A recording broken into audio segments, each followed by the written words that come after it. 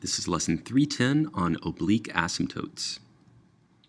So last time we talked about horizontal asymptotes. We mentioned how a rational function is either going to have exactly one horizontal asymptote or one oblique asymptote. So in the last lesson, we looked at when a rational function will have a horizontal asymptote and how to find it. Remember that a horizontal asymptote is going to occur when the power of the bottom, so when the power of the denominator is bigger than or equal to the power of the numerator. So in other words, when the biggest power of x down below is bigger than or equal to the biggest power of x up top. Oblique asymptotes take care of the one case that we've missed. So if the powers are the same or if the bottom is bigger, that leads to a horizontal asymptote. When the upper power, when the numerator has a bigger power than the denominator, that's when we're going to have an oblique asymptote. Now, unfortunately, finding the oblique asymptote isn't nearly as quick and simple as finding the horizontal asymptote. In order to find the oblique asymptote, we need to use long division. So we've seen before that long division takes a bit of time. So that's the bad news. The good news is there are no special cases to deal with. We're always going to use long division to find the oblique asymptote. So we're going to take a look at one quick example for a drill problem. We just use long division to find the oblique asymptote. And then we're going to look at a longer example of where we are graphing a function with an oblique asymptote. So we'll try to get through those two things fairly quickly. All right, so let's consider this problem. So we want to find the oblique asymptote of this rational function. Now the way that we know that this will have an oblique asymptote rather than a horizontal asymptote is because notice that the biggest power up top is 3, the biggest power down below is 2. So the power up top is bigger than the power down below, so that's how we know that this will have an oblique asymptote. To find the oblique asymptote every single time, what we're going to do is long division. So we're going to say x squared plus 3x minus 1. We're going to divide that into 2x cubed minus x squared plus 3x minus 4. So I hope this doesn't come as too much a surprise. Remember, when we're taking the fraction of two things, we're saying that we are dividing those two things. So that's exactly what we're doing here. We're taking this polynomial and dividing it by this polynomial.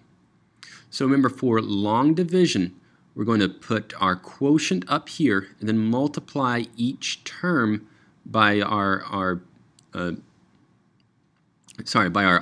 polynomial. So the number that we're going to put up here first is going to be 2x cubed divided by x squared. So that's going to be 2x. So I'm going to multiply each of these terms by 2x, so that gives me 2x cubed plus 6x squared minus 2x, but I'm going to subtract this. So 2x cubed minus 2x cubed, remember this first term should always disappear. You should always get 0 here. Negative x squared minus 6x squared, so that's going to be negative 7x squared. 3x minus negative 2x, so 3x plus 2x, that's going to be plus 5x. I'm going to bring down this negative 4. All right, then I repeat the process. Negative 7x squared divided by x squared, that's going to be negative 7. So negative 7 times x squared is negative 7x squared. Negative 7 times 3x, that's going to be minus 21x. Negative 7 times negative 1, that's going to be plus 7.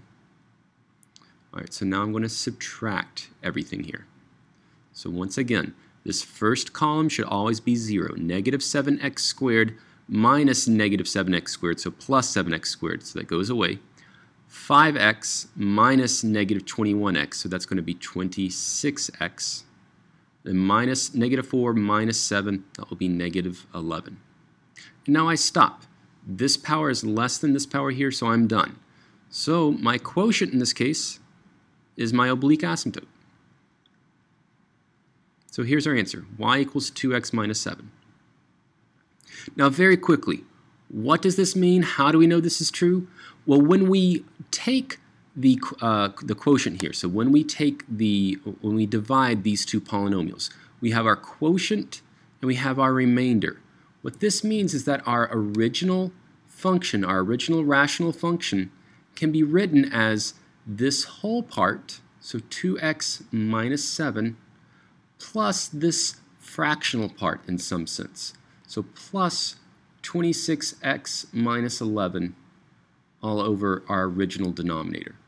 So by going through this process of long division, what we've done is we've taken this essentially improper function, improper fraction in some sense, and rewritten it as a whole part and a fractional part. So what's going to happen here is notice that the power of this fractional part, the power up top is 1, the power down below is 2, so the bottom has a bigger power. When we rewrite our function in this form, that's always going to be the case. The bottom is always going to have a bigger power. Well, remember from the last section, as x gets very, very, very, very big, so either in the positive or the negative direction, this guy is going to go to 0. The bottom gets bigger a lot faster than the top, so altogether it's going to go to 0. So for very large values of x, our original function is basically going to behave just like the whole part. So remember, with horizontal and oblique asymptotes, what those describe are what does the function look like for very large values of x, when x is very, very, very positive and when x is very, very, very negative. And here it's going to behave just like what I keep calling the whole part, because this fractional part is going to go to 0. So the oblique asymptote is exactly the quotient when we do long division. So once again, you don't need to worry about rewriting things like this, but I would like you to remember this, that when we do long division, we're finding the whole part and fractional part of this improper fraction. So here's a little bit more involved problem that we might see on the application portion of our test. So we want to sketch the graph of this rational function. Now notice, before we do anything, we can see that the power of the numerator is going to be 3. This is a first power term, this is a first power term, this is a first power term. So the whole power is going to be 1 plus 1 plus 1, so 3. Down below, this is power 1, this is power 1, so altogether power 2. So 3 up top, 2 down below. We know we're going to have an oblique asymptote, but we don't have to worry about that quite yet. We'll get to it in a moment. Notice that we have an x minus 3 term up top and down below. So we can go ahead and cancel that out. So we can look at just the function x times x plus 4 over x plus 2. Now remember, the effects of this x minus 3 term don't disappear. We need to remember that we're going to have a whole at x minus 3, or rather at x equals 3. So keep track of the fact that we have a whole at x equals 3. Okay, so remember for the last problem, the very first thing we did is we wanted to find the zeros of the function and the vertical asymptotes. So the zeros of our function, that's going to be where the top equals 0. So we're going to have a 0 at x equals 0 and at x equals negative 4. That's going to be where this term is 0. Our vertical asymptotes are going to occur where the bottom is 0. So in this case, we're going to have a vertical asymptote at x equals negative 2. Now we noticed before, we're going to have an oblique asymptote here. This power was bigger than this power. We can actually focus on this reduced one. Remember, these two functions do behave exactly the same except at x equals 3. So if we can find the oblique asymptote for this guy, we know what the oblique asymptote for this guy is. It's the exact same. So to find the oblique asymptote, remember we need to use long division.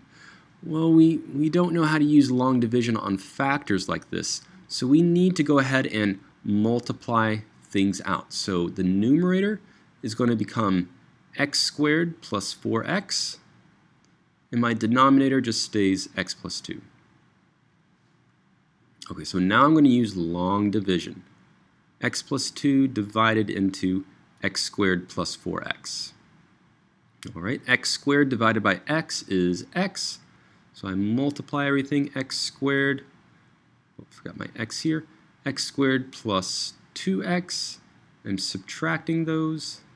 So x squared minus x squared is 0. This first term should always be 0. 4x minus 2x is 2x. I don't have anything to bring down, but that's okay. This is the same power as this, so I keep going. 2x divided by x is 2. So I'm going to put plus 2 here. So 2 times x plus 2, that's going to be 2x plus 4. Subtract this. So I can think of this as 2x plus 0, if that helps me out. 2x minus 2x is 0. 0 minus 4 is negative 4. And I'm done. This is power 0. This is power 1. So this now has a lesser power than this, so I stop.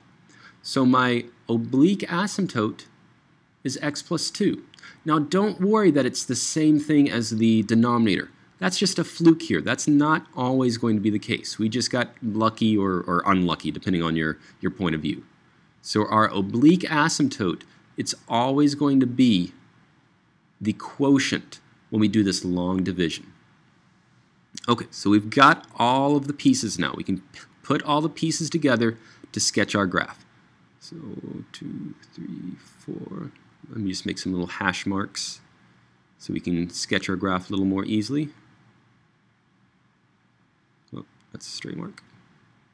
2, 3, 4. All right. So let's go through and take inventory of everything that we've found. So we know that our function is going to have zeros at 0, so let's put a 0 there, and at negative 4, so it's 0 there. We are also going to have a vertical asymptote at negative 2, so I'm going to put a dashed line there. And I have an oblique asymptote of x plus 2. Now, be careful with these. The oblique asymptotes that we're going to run into are always going to be lines at an angle.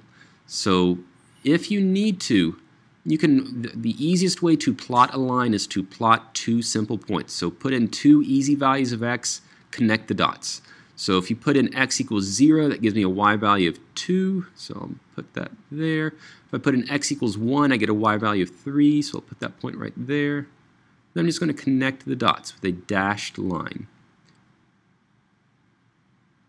So there's my oblique asymptote.